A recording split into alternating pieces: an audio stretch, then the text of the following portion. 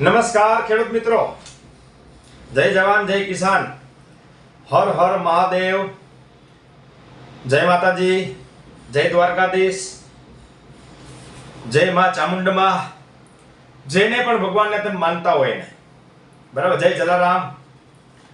આજનો મુદ્દો છે ને એ બાગાયત ખેતીની અંદર, પછી મોસંબી કરતા હોય, કેળાની ખેતી હોય, ખારેકની ખેતી હોય, या લીંબુની ખેતી હોય, या અન્ય કોઈ પણ ખેતી હોય જે ઉપર ફળ આવતા હોય ને એની વાત છે.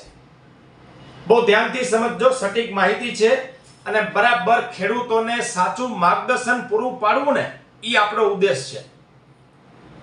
અનુભવને આધારે જે મેં પ્રયોગ કરેલા છે એ હું તમને બતાવીશ. એના પહેલા હું વિડીયોમાં ગમે એ બોલી શકું નહીં, બરાબર. હવે આજનો ઘણા બધાના મને ફોન પણ હતા અને મેસેજ પણ હતા અને એક ભાઈએ કોમેન્ટ પણ કરેલી હતી, મને નામ યાદ નથી. મને કે ગોવિંદ સર, ખારેક વિશે માહિતી આપો. એટલે ખાલી ખારેક નહીં, એના સિવાય બીજી ઘણી બધી વસ્તુની તમને માહિતી આપી દઉં. જો બેઝિક સાયન્સ છે ને એ હું તમને સમજાવી દઉં. કરવું ન કરવું તમારે નક્કી કરવાનું. આ અમે પ્રેક્ટિસિસ કરીએ છીએ. હું બાગાયતનો ખેડૂત છું અને મારે ખારેકનો બગીચો પણ છે, ઇઝરાયલ, બરાબર. તો સમજજો, કહેવાનો મતલબ એમાં શું શું પ્રેક્ટિસિસ થાય એ બધી મને અનુભવ છે અને એ ખબર છે, એટલે હું તમને માહિતી આપું છું. જો આવો પ્રશ્ન ઉદ્ભવે એટલે મારે એ ટોપિક બનાવવાનો જરૂર પડે. હવે માની લો કે ચોમાસાની અંદર કોઈ પણ પાક એટલે બાગાયતની વાત છે, ખાસ કરીને ખારેક છે, લીંબુ છે, કેળાના બગીચા હોય, યા કોઈ પણ એ પાક હોય ને, મોસંબી, જો ચોમાસામાં ખાસ કરીને ફંગસ છે ને એ બહુ મોટે પાયે એક્ટિવ હોય. ચોમાસામાં ફંગસને વાતાવરણ છે ને અનુકૂળ મળે, એટલે એકદમ ભેજવાળું વાતાવરણ હોય એટલે ફંગસ છે એ જલ્દી એક્ટિવ થાય. હવે મોસંબી અને ખારેકને આ જે બગીચા છે ને એ લોકોને, કેળાના બગીચાને ચોમાસામાં બહુ તકલીફ પડે. શું ખબર છે? એકદમ વરસાદ પડે, નીચે બધું ભીનું હોય, વાતાવરણમાં નમી હોય, ભેજ હોય, એટલે સ્વાભાવિક છે ઉપર બંચ ઉપર જે કંઈ પણ કેળા છે યા ખારેક છે યા કોઈ પણ લીંબુ છે યા તો મોસંબી છે, એ સડવાનો યા ફૂગ લાગવાનો પ્રશ્ન અત્યંત ગંભીર છે. તો એના માટે શું કરવું? બરાબર સમજજો. કોઈ પણ પાકમાં નીચે જો પાણી ભરાયેલું રહેશે એક દિવસથી વધારે, કોઈ પણ પાક હોય, તો સમજો એની અંદર નુકસાન આવશે ને આવશે. કારણ કે મૂળિયા છે એ પાણીની અંદર કામ કરવાનું બંધ કરી દે. બંધ કરે એટલે એ એવી સ્ટેપમાં વયું જાય કે ભાઈ આપણે હવે મરવાની સ્થિતિમાં છીએ. ઉપરનો માલ મંડે ફેંકવા, બરાબર. ચોમાસામાં સૌથી વધારે મોટામાં મોટી સમસ્યા આ થતી હોય તો એનું મૂળ કારણ એક તો પાણીનો નિકાલ બરાબર થઈ ગયેલો હોવો જોઈએ. પાણી થડના મૂળમાં ક્યાંય ભરાયેલું હોવું જોઈએ નહીં. વરસાદ પડતો હોય અને 2 કલાક પછી યા 4 કલાક પછી પાણી નીકળી જાય તો ચાલે, પણ 2 દિવસ, 3 દિવસ, 5 દિવસ પાણી ભરેલું રહે મૂળિયાની આજુબાજુમાં તો સડાવાનો ઉપરથી પ્રોબ્લેમ આવશે. ફળ સડવાની શરૂઆત થઈ જશે. આ હકીકત છે. હવે એના માટેનો ઉપાય શું? જો ફંગસ છે એ ઉપર ગ્રો ન કરે એના માટે ચોમાસામાં શું કરી શકાય? બાગાયતદાર હોય ને એને બધી આ ખબર હોવી જોઈએ. જમીન ઉપર ફંગસ ડેવલપ થાય, એને એવું અનુકૂળ વાતાવરણ મળે ત્યારે. ફંગસ ઓલરેડી જમીન ઉપર હોય જ, સારી ખરાબ બેય હોય, પણ જેને જેવું વાતાવરણ મળે એ એનું કામ શરૂ કરી દે. અને એવું ઝડપથી કામ કરે ને કે એમાં 2 દિવસ તમે મોડું કરો ને એટલે તો એ તમારો ખેતીનો પાક છે ને ઉઠાડી દે. ફંગસ એટલું બધું ગ્રો કરે ચોમાસામાં. તો એનો ઉપાય શું તમને સમજાવી દો. તમારે ઉપર જમીન ઉપર ખારેક હોય, લીંબુ હોય, મોસંબી હોય, યા દાડમ હોય, યા જામફળ છે, બીજી કોઈ પણ ખેતી છે, સીતાફળની ખેતી છે, કોઈ પણ જમીન ઉપર તમારે સતત વરસાદ પડતો હોય અને જેવા તમે 2 દિવસ યા 1 દિવસ પછી તરત જ બીજે દિવસે બેડ ઉપર, જમીન ઉપર COC, કોપર ઓક્સીક્લોરાઇડ 2 ગ્રામ પ્રમાણે પંપમાં લઈ અને આખા જમીન ઉપર તમારે સ્પ્રે કરવો પડશે, જેથી કરીને ઉપર જે ફંગસ ડેવલપ થઈ છે બેડ ઉપર, જમીન ઉપર, એ મરી જાય. આનાથી બીજું કોઈ નુકસાન નથી. આ અંદર જવાનું નથી, જમીનમાં નહીં જાય. ઉપર જ જેટલી ફંગસ છે એ બધી જ આનાથી મરી જશે. સ્ટીકર નાખો તો વધારે સારું, શું કામ? ફેલાય. બરાબર. COC કોપર ઓક્સીક્લોરાઇડ ગમે ત્યાં મળશે, 50% જે આવે છે 2 ગ્રામ પ્રમાણે પંપમાં તમારે 30 ગ્રામ નાખવી પડશે. બરાબર. એ પ્રમાણે તમારે માપ કરી અને બેડ ઉપર હાલ્યું જવાનું અને સ્પ્રે કરતો જવાનું.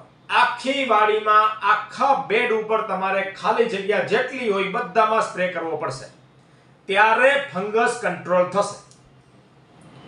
દાડમ હોય તો દાડમની ઉપર પણ બેડ ઉપર સ્પ્રે કરવો પડે, જેથી કરીને ફંગસ ઉપર ગ્રો ન થાય. બરાબર. આ હકીકત છે.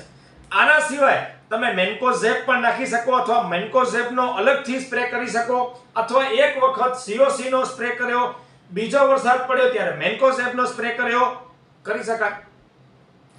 આવી પ્રેક્ટિસ કરવી હોય ત્યારે તમે બાગાયત ખેતીમાં સફળ થઈ શકો, કારણ કે વરસાદ આપણા હાથમાં નથી. બરાબર. આ વાત થઈ ઉપર ફંગસ ન પહોંચે, કારણ કે એને વાતાવરણ મળે એટલે સ્વાભાવિક છે જેવો તડકો પડશે એટલે એ ફંગસ ઉપર ગ્રો કરશે, કારણ કે બાષ્પીભવન થશે ને પાણીનું, એટલે ફંગસ પણ ઉપર જશે. તો ઉપર જેટલા પણ ફળ છે ને એ બધામાં ફંગસ એક્ટિવ થશે ને ફંગસનો દાગ લાગશે. આ હકીકત છે. તમારે કરી લેવાની છૂટ. આમાં 100% રિઝલ્ટ મળશે. અનુભવને આધારે હું તમને કહું છું. હવે આવે છે ખારેક, કારણ કે 2-3 ટોપિક છે લઈ લઉં સાથે, જેથી કરીને અલગ અલગ વિડીયો ન બનાવવા પડે. ખારેક માટે ખાસ કરીને તમે સમજજો, એવું ઝાડ છે, આમ તો પૃથ્વી ઉપર આ બહુ જોરદાર ફળ કહેવાય. ઉપરથી પોંગા ભરણી એટલે ખબર પડે.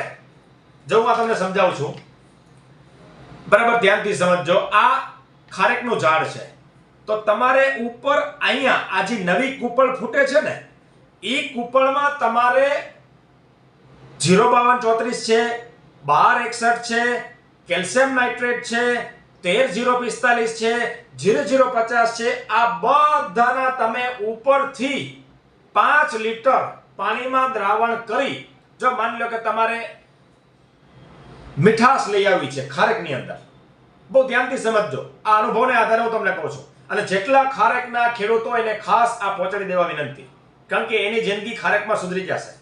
બરાબર. ચોમાસાનો પાક છે, ન બગડે એના માટે નીચેથી બેડમાં મેં તમને સ્પ્રેનું કીધું.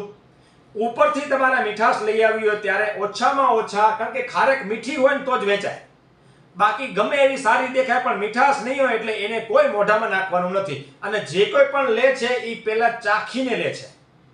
મીઠી બનાવવા માટે 0050 1 રાઉન્ડ, એના પછી કેલ્શિયમ નાઇટ્રેટ ને બોરોન, બરાબર છે, લિક્વિડ ફોર્મમાં લઈ શકો, નાઇટ્રેટ ફોર્મમાં લઈ શકો, તમને જે મજા. આમ તો છે ને ચિલેટેડ ફોર્મમાં લ્યો તો બહુ સારું. 1 ગ્રામ પ્રમાણે લઈ અને 5 લીટર પાણી અંદર ઉતરે ને એટલું પાણી તમારે ઉપરના કુપળમાંથી નાખવાનું છે, જેથી કરીને તમામ જગ્યાએ નીચે થડમાંથી કમ્પ્લીટ જગ્યાએ સ્ટોર થઈ જશે અને ધીમે ધીમે એને ફળને આપ્યા રાખશે. આવી પ્રેક્ટિસ કરો ત્યારે ડેફિનેટલી તમને જબરજસ્ત રિઝલ્ટ મળશે. આ અમે અનુભવ કરેલા છે એટલે હું તમને કહી શકું છું. નીચે બેડનો પ્રશ્ન સોલ્વ થઈ ગયો. એ એવરેટ નહીં થાય, ઉપર નહીં ઉડે અને ઉપર ફંગસ નહીં થાય, એનું સચોટ ઉદાહરણ. જ્યારે વરસાદ પડે ત્યારે આવું કરવું પડશે. બરાબર.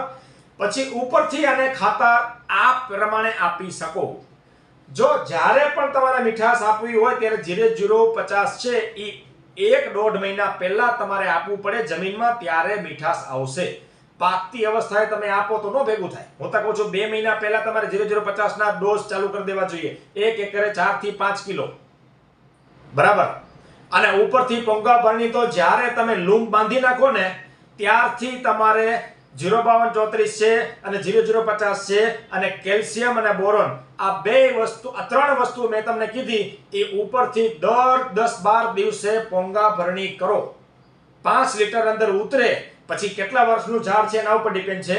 આ હું જે ઝાડ કહું છું એ 5 વર્ષથી ઉપરના હોય એના માટેની પ્રેક્ટિસ છે. નાના હોય તો ડોઝ ઘટાડી દેવાનો, પાણીમાં 5 ગ્રામ જ નાખવાનો, જે કંઈ પણ તમારે ખાતર ફર્ટિલાઇઝર કે જે કંઈ નાખવું છે. બરાબર. પણ 5 લીટર, નાના ઝાડ હોય તો 2 લીટર નાખવાનું ચાલે.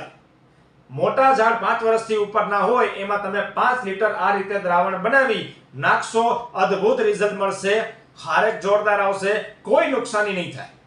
આ અનુભવને આધારે હું કહું છું, બરાબર. બાકી તમારી મરજી. મેં તમને મારા આઈડિયા શેર કરી દીધા કે આવી રીતે અમે પ્રેક્ટિસ કરીએ છીએ. આવું કરશો ડેફિનેટલી રિઝલ્ટ મળશે મળશે ને મળશે, બરાબર. જેટલા દાડમના ખેડૂત હોય અથવા જેટલા ખારેકના ખેડૂત હોય એના માટે આ સચોટ માહિતી છે. અથવા કેળાના બગીચા હોય, મેં તમને કીધું આ રીતે પોંગા ભરણી કરવી જ પડે, એના વગર તમે કેળામાં સફળતા ન લઈ શકો, બરાબર. અથવા મોસંબીના બગીચા હોય, સંતરા હોય, અથવા જે લોકો બાગાયત ખેતી કરે છે, જામફળ છે, સીતાફળ છે, એની અંદર આવી ચોમાસામાં પ્રેક્ટિસ કરવી પડશે. જો ચોમાસા સિવાય ઉપર બેડ ઉપર સ્પ્રે કરવાનો કોઈ મતલબ નથી ને જરૂર પણ નથી, પણ પોંગા ભરણી કરવી પડશે. એના વગર તમને બાગાયત ખારેક હોય યા તો કેળા છે એમાં સફળતા મળવાની નથી, બરાબર. મિત્રો, વિડીયોમાં નવા હોય તો સબસ્ક્રાઇબ અને લાઈક કરવા વિનંતી, શેર કરવા વિનંતી. આવી ઘણી બધી અવનવી સચોટ માહિતી હું તમને આપતો રહીશ. ખેતીને સમૃદ્ધ બનાવવી છે એ આપણો ઉદ્દેશ છે. ખર્ચ અડધો અને આવક ડબલ, બરાબર. Thank you very much.